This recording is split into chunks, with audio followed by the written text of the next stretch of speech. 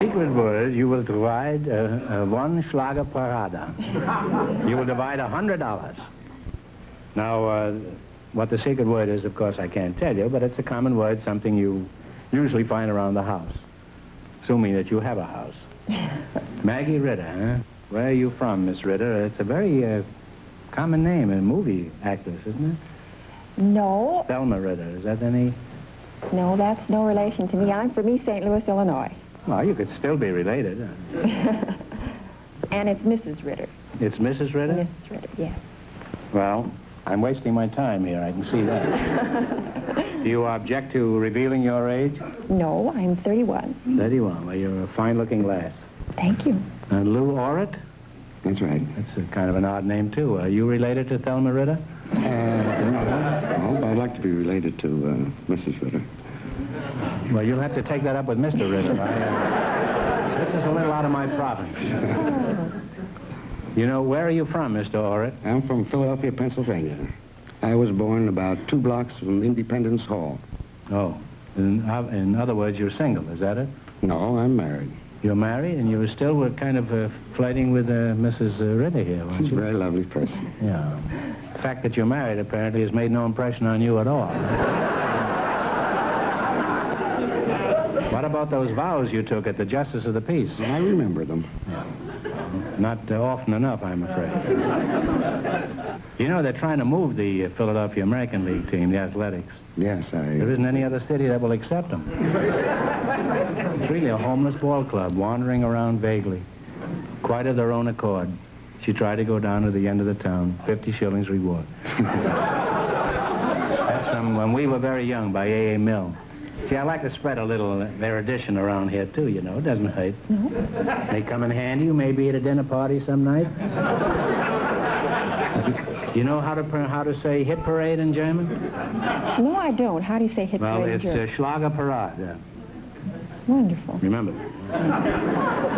Now, you say you're married, huh, Maggie? Yes, I am. You don't mind if I call you Maggie? No, do call me Maggie. That's the kind of name that gets called Maggie. Well, it's actually Margaret, I suppose. Yes, actually it is. You are married, huh? I'm sorry to hear that. How did you meet your husband? We were in school together, Groucho, and... You got married in school? Well, not quite. He was a student photographer, and I was interested in modeling and also in photography. And he invited me into his darkroom.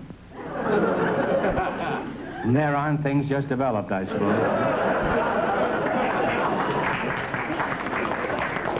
You know, that's a real old joke, Maggie. You know that, huh?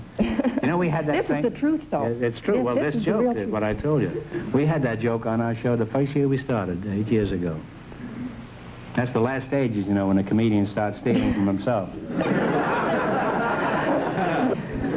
How did you meet your wife, Lou? I met my wife in Phelps-Turkel. She was in men's underwear.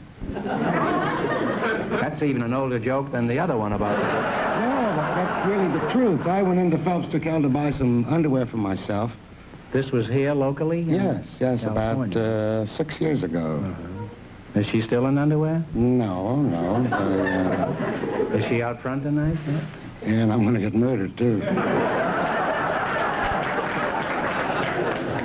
Well, she'll have to get in line. I'm first, you know.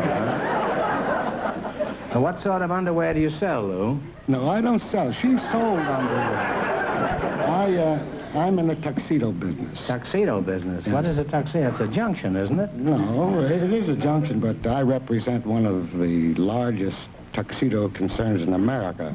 After 6, tuxedo. After 6? What do you do around 4 o'clock in the You afternoon? get ready to wear the tuxedo after 6. Well, how is business? Business is very good. Our business has shown a very good increase over last year. Men are dressing up more today than they did before. Yeah, I looked at this audience. Isn't anybody out there with a necktie on? Now, what about you, Maggie? What kind of a racket kind of a job do you have? Well, I'm a beauty and charm instructor, Groucho. Oh, say, you two do well together, huh? Tuxedo and beauty and charm. What do you mean by beauty and charm? One of my clients is Western Airlines, and... You mean you put lipstick on an airplane? No, I teach their stewardesses how to be poised in midair. Oh, you mean without? Isn't it necessary to have a plane? Well, of course that helps, but I mean poise in the literal sense, how to be relaxed. You know, this last summer, a stewardess took one look at me and strapped me into a seat. Just why did she do a thing like that? Well, it was probably for your own safety.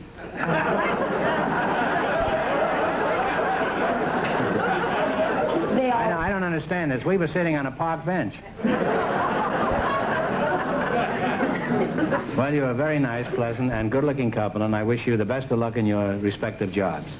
Now, let's see how much money you can win. Remember, we start you off with a $100 bankroll. Each time you miss a question, you lose half of that bankroll, no matter what it amounts to at the time. You ready? You selected sports. And remember, the more the question is worth, the harder it is. Now, what do you want to start with? Let's start with $60. $60. What is the name for the Major League Baseball team from Baltimore?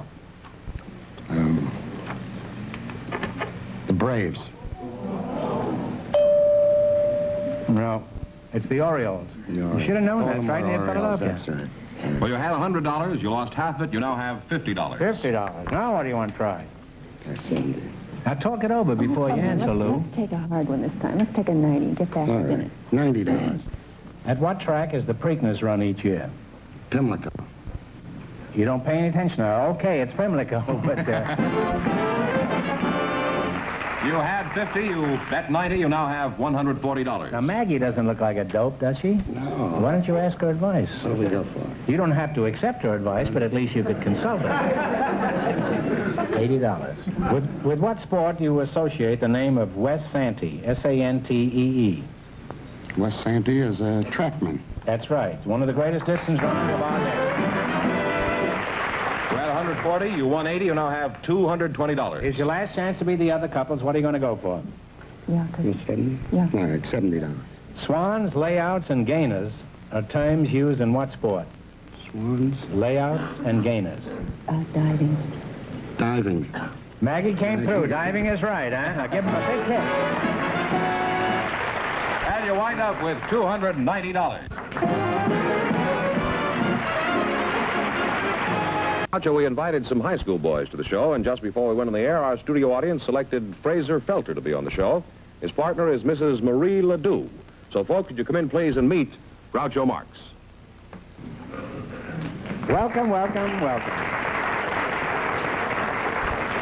Welcome to You Bet Your Life. Say the secret word and divide $100. It's a common word, something you find around the house. Mrs. Marie Ledoux, I'll start with you. You're a woman. Yes, I think so. Where are you from, Marie? Wacoma, Iowa. Wacoma. How often have you done that? On several occasions. Oh, have you? Uh-huh. What kind of a coma is Wacoma? Well, Wacoma is a very small town. There are about 420 people there. At least the last time I was there, that was the is number. this the county or the city? No, it's a small town, and of course it has a rural farm area around it. Wacoma, you know, is the name of an Indian, I believe she was the princess, and then Decorah was the chief, and he wooed Wacoma in his birch canoe and the Little Turkey River. That's the legend. I can't speak It's on the from banks experience. of the Little Turkey? That's right. The Little Turkey River runs you right ever through swim the town. there? Oh, yes, yes. Was it fun swimming there, or did the giblets get in the way? Now, Fraser Felsnap, that's you? Felder, sir. Felter, huh? I'm sorry I've been ignoring you, but somehow it seems the only thing to do, you know. How old are you, Fraser? 17, sir. 17? 17. Well, you're pretty tall. You must have been about 4 feet tall when you were born, huh? Where are you from, Fraser? San Diego. San Diego? Yes, sir. Huh? You go to school, I should imagine, huh? Yes, 17? Sir. I go to Helix High School. I'm a senior. Where? Helix High School. Helix High. I'm a senior. Do you have any interests aside from your school activities, like cracking an occasional safe? Well, I'm quite interested in junior achievement, sir. Junior achievement? Well, Yes, sir. congratulations, Well, Fraser. I don't know what it is, but congratulations. Sounds impressive, doesn't it? Yes, yes. Well, what is the purpose of this outfit? Well, selling to stock? Well, to teach high school students the fundamentals of business. They form a miniature business and complete the regular business cycle, producing a product and selling it on the open market. Well, tell us about your project, Fraser. Well, my particular company, we produced an address plaque. It hung from a wrought iron frame, And it was on a redwood plaque, and it had the house numbers on each side. And we sold our product door to door. And, well, I think at the end of the year, we paid back 7 or 8% dividend on the stock. You have a secretary or a businessman? Yes, I've got a secretary, sir. Does your secretary sit on your lap while you're dictating? No, sir. No? No. And you call that junior achievement? Fraser, you got a lot to learn about big business. Now, Marie, let's get back to you. Do you have any outside interests, or do you believe running a house is enough work? Oh, no. I own and operate the contour chairs, the Marie contour chairs. Have you ever heard of those? Oh, you're Marie. Oh, well, shake hands, mate. How do you do? I saw that ice on your fingers there. I remember. I sat in one of those chairs once. I think it was one of those, and I slipped a disc. You did? Not in my chair. I sold it to Steve Allen. He was playing it on his midnight show. I can't believe it was my chair. Well, it may not have been a Marie chair. It was some kind of one of those convolutions. I don't remember the name. Not ours. Our chair actually revolutionized the sitting industry. Is that your business slogan? Well, that's one of them. We have others, too. I thought the ideal slogan in the chair business would be, put her there, Charlie.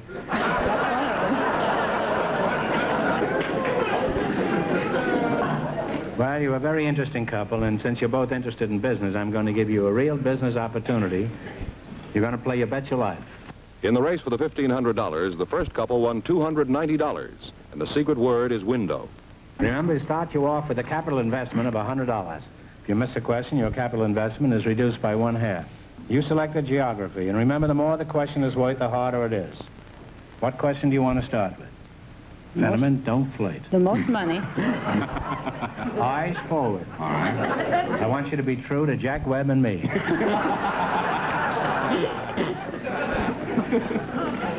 What do you want? 60 is fine with me. All right, sure. 60. Lambeth, Holborn, Chelsea, and Hampstead are all parts of what city? Talk it over. London, England. That's right. You won $60. You now have $160. Now, what do you want to try? Hard or easy? Well, you go ahead. You choose this one. Let's take $80. All right. On what island was Napoleon born? Talk it over. Is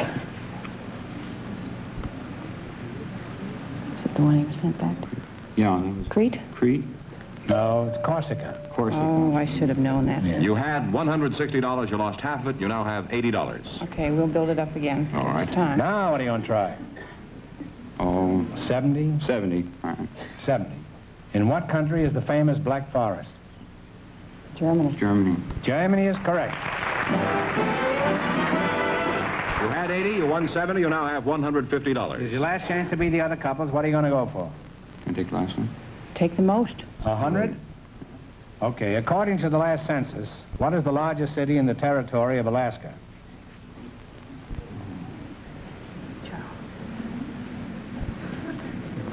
You don't know, guess. Juneau? Yes, I do, but... J-U-E-N-E-A-U, I think is the way you spell it. No, I'm sorry, it's Anchorage. Oh, dear. That's twice as big as the next largest city. I should know because I sold chairs to Ekman's Oh, that's a Furniture in shame, Anchorage. huh? That's terrible. Well, you lost half. Your 150. You wind up with $75.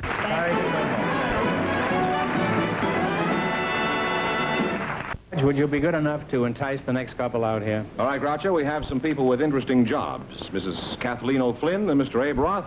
Would you come out, please, and meet Groucho Marx? Say the secret word and divide $100. It's a common word. Something you find around the house. Abe Roth. Shake, Abe. Groucho? I haven't seen you in a long time. Quite some time. I haven't seen you for about 15 years. Last time I saw you, I think you were officiating at the Ramage-Hamas fight. Is that a long right? time ago. This is one of the greatest referees in this country.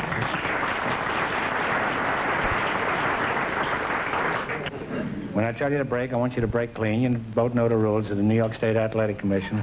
So go to your corners and come out fighting. It's all right. Pretty good. Very good. Very good. That's right. Give him the old one, too? That's right. Abe, I've stalled as long as I can. Let's find out some facts about you that I don't know. Where are you from originally? I'm from New York, the east side of New York. Is that so? Well, you've lost most of your accent. Have I? Yes. I haven't, but you have. How long have you been handing down bum decisions? I've never given a bum decision, Groucho. Then why do you always leave the ring with a police escort? Is this really true that you never made a bum decision? Not to my knowledge. I never made a bum decision. I'm only kidding, Abe. I've decided you're as honest as the day is long. Thank you, Groucho. Of course, you realize the days are getting shorter now. Who are some of the big fighters that you've worked with in the ring? Well, I worked Tiger Flowers. Do you remember him? Yes, the Fighting Parson. That's the fella. He used to read a Bible before That's the right. fight. That's the fella, and do a flip after each decision. Yeah.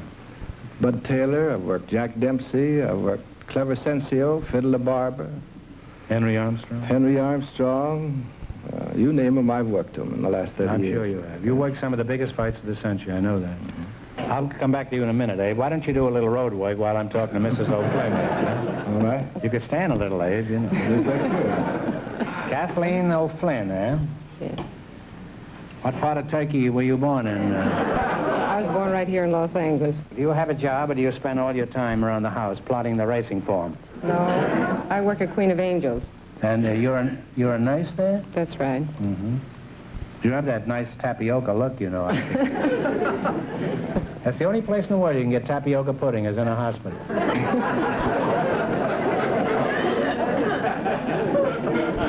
I suppose I came to your hospital. Would you look after me? Not unless you were going to have a baby.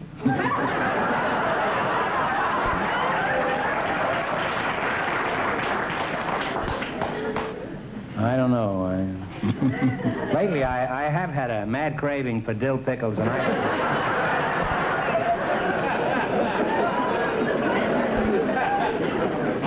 What is your job at the Queen of Angels, Kathleen? I'm the maternity supervisor.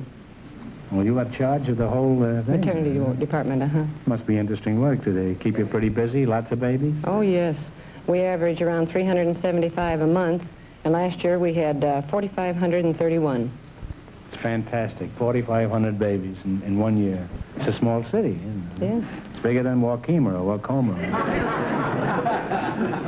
4,500 babies in 1 year. I'd like to hear the Russians say they invented that.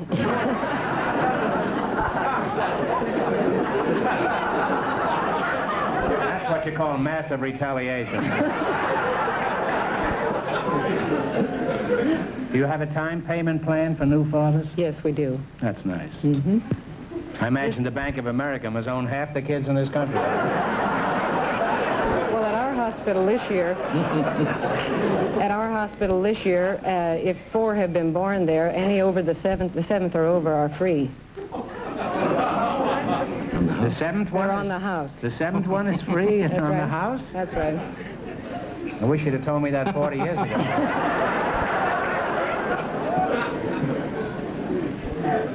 Now, what are some of the things the new fathers say? Do they holler, "I was robbed"? No, they want to know how soon it's going to be born, and they want to know what when it is born, whether it's a boy or a girl. And once in a while, you'll hear a father say, "How come he had his already? My wife was in before his." Well, I don't blame them for being perturbed. I never did like people who sneak in the line ahead of you. I'd like to go on talking to you two, but it's time to play You Bet Your Life. We start you off with $100. If you miss a question, you lose half your bankroll. In the race for the $1,500, the first couple is still leading with $290. All right, now go to your corners and come out fighting. You selected music, and remember, the more the question is worth, the harder it is. Now, you can start with a 10, 20, 50, 80, 100, anything you want. Go ahead. 70. 70? Yeah. 70. What noted English author, playwright, and composer wrote "Someday I'll Find You, I'll Follow My Secret Heart," and many other fine songs? Mad Dogs and Englishmen, you don't know? Noel Coward. Most famous English writer and composer. You lost half your $100, you now have $50. All right, now what do you want? 80? 80. The orchestra will play a song that's become a standard march tune since it was written 24 years ago. What's the name of it? I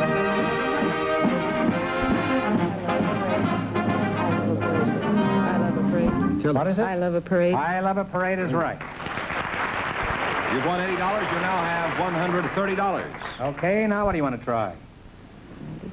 The bigger the money, the harder the question. 90? One of America's most talented composers turned out songs like Tea for Two, I Want to Be Happy, and Hallelujah. Who was he? Talk it over. Looks like the office has got us. Yeah. You know, What were the songs? Tea for Two, Hallelujah, I Want to Be Happy. Sing Hallelujah, Hallelujah. take a guess.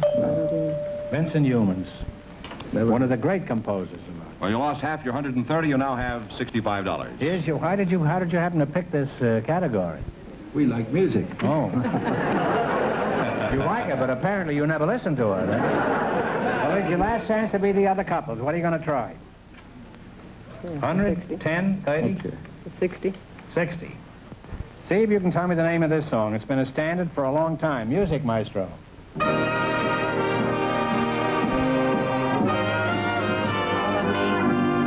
All of Me. All of Me is right.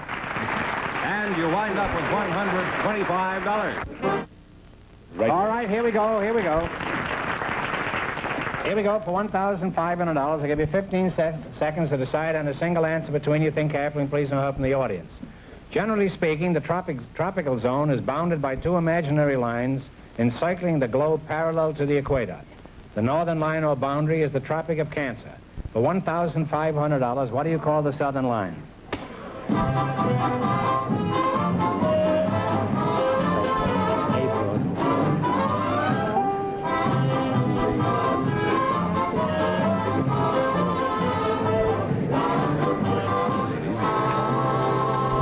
Okay, kids, what's the answer you two have decided upon?